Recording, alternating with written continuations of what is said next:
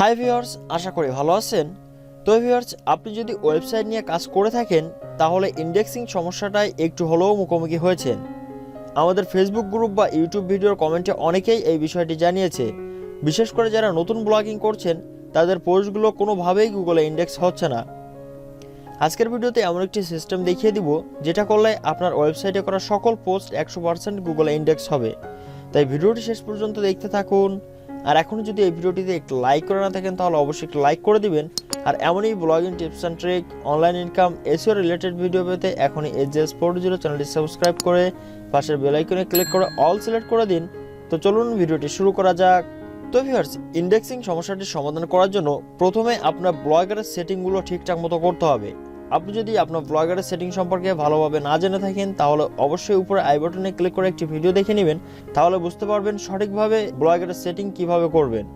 দ্বিতীয়ত, Google search কনসোলে আপনার website submit করে সাইট ম্যাপ অ্যাড করতে হবে।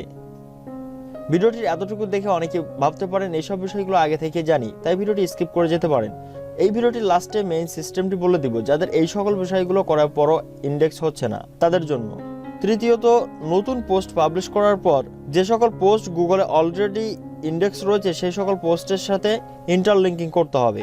এই সব কিছু করার পরও আপনার ওয়েবসাইটের পোস্টগুলো যদি গুগলে ইন্ডেক্স না হয় তাহলে আপনার ওয়েবসাইটটি অবশ্যই গুগল নিউজে অ্যাপ্রুভ করাইতে হবে। কিভাবে গুগল নিউজে আপনার ওয়েবসাইট সাবমিট করবেন এবং অ্যাপ্রুভ পাবেন তা নিয়ে অলরেডি ডিটেলসে একটা ভিডিও আছে, উপরে আই বাটনে ক্লিক করে অবশ্যই ভিডিওটি দেখে নিন।